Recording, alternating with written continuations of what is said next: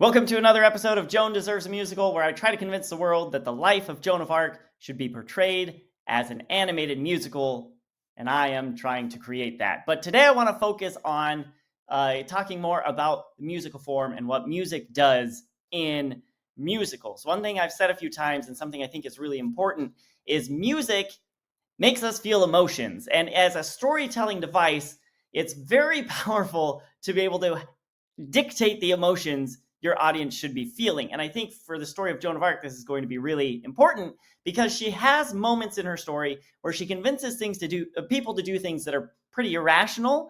And we want the audience to come along with that, not to be like, well, that doesn't make any sense. Why would he agree to let her lead the armies, for example? But to feel like, oh, this song has moved me. And if I had an army, Joan, I would give it to you. But the tricky thing about this, and something I've noticed more in some of Disney's more modern musicals, is I think storytellers are starting to use music as a way to manipulate people, which is certainly not a new invention. But I feel like in the context of a musical, this is truly unacceptable. The example I most often point to is in Frozen.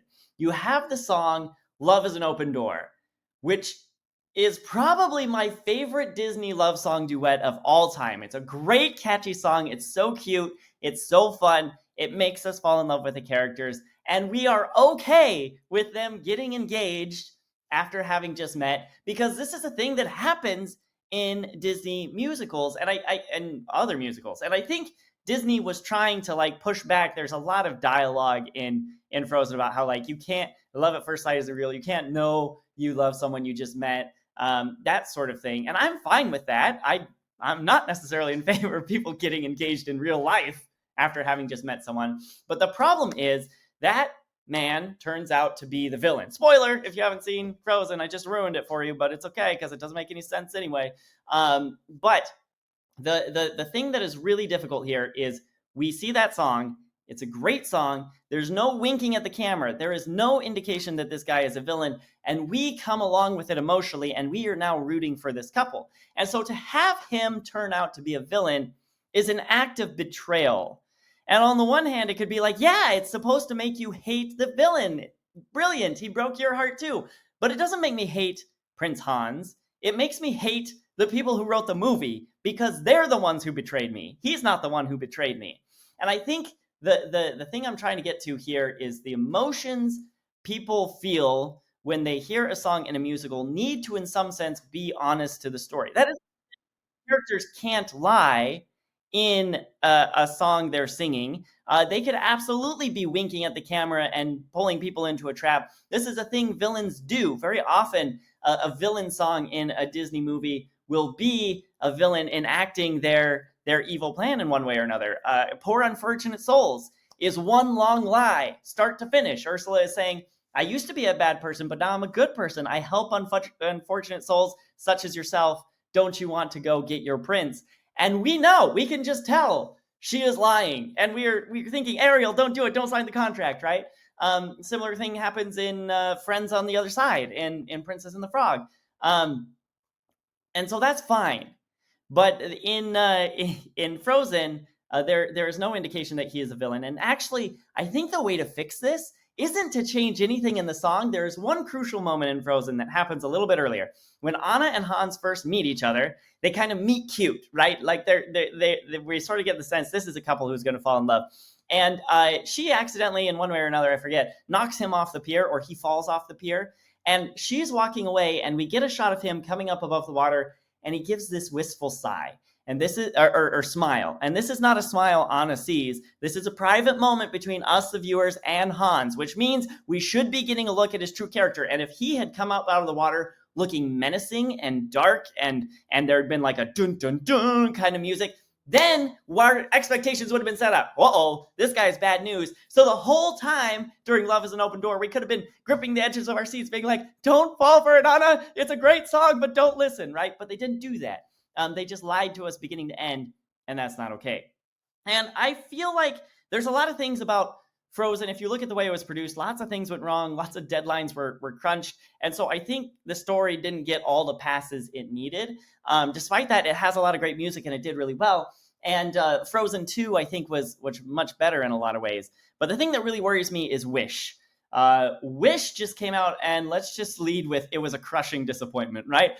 Disney's first musical since Encanto, and Encanto, I will say all day, every day, is a perfect musical, and gave me high hopes that Disney would produce more perfect musicals. And then Wish was just abominably bad and uneven and confusing start to finish. The songs weren't even that great. Frozen's is at least redeemed by excellent songs. Wish doesn't even have that going for it. But the thing that I really want to call out in Wish is there's another duet that sounds romantic, but obviously isn't. And it's so bonkers. It is so weird that, like, as I was sitting in the theater with my family, with my wife and my kids, and we're watching this thing, I looked away from the screen and was like, what is happening? Because it's another pretty good song. If this was the 90s, this is the song that would have got, a Peebo Bryson, Celine Dion cover in the end credits. It would have hit the top 40 on the light rock station that your parents always had the cartoon to. It is that song, and it sounds like a love song. And if you read the lyrics, it's talking about loving and protecting, and it's a man and a woman singing, and the harmonies are pretty nice.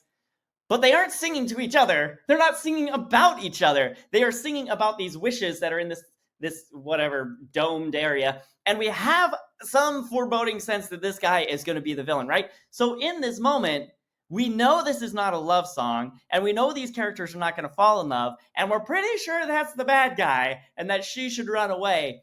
And yet the music is clearly like somebody wrote this song at some point, and as they were writing it, they were thinking, this is a song kids of the rising generation are going to choose to have be their first dance number at their wedding, right? This is going to be a wedding song because it's a love song. It's about protection. But you put it in the movie and it's not about that at all. And it's just a disaster.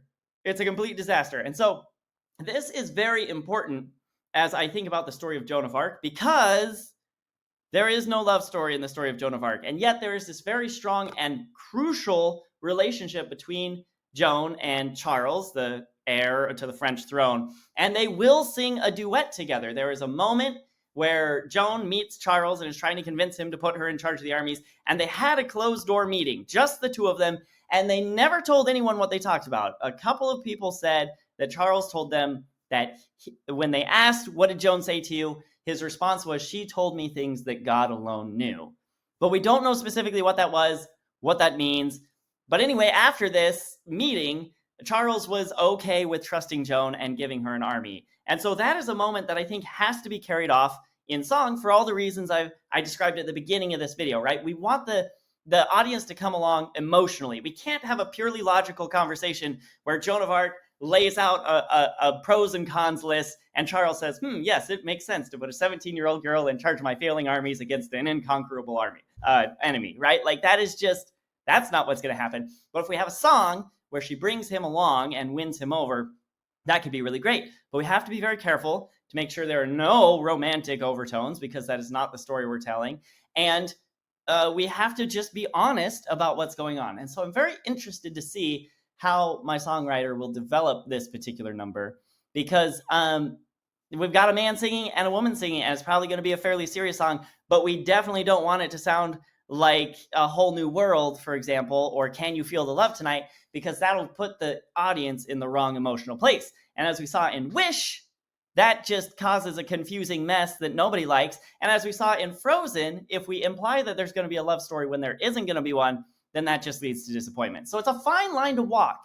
And it'll be very interesting to explore what music can do, and especially what a duet can do that's not romantic, right? I'm trying to think of movies where a man and a woman sing a song in a duet and they don't fall in love and it works. And I don't have any examples, but I don't think that means it's impossible. It's something I hope we can pull off. And when we do, I'm excited to show you what it sounds like.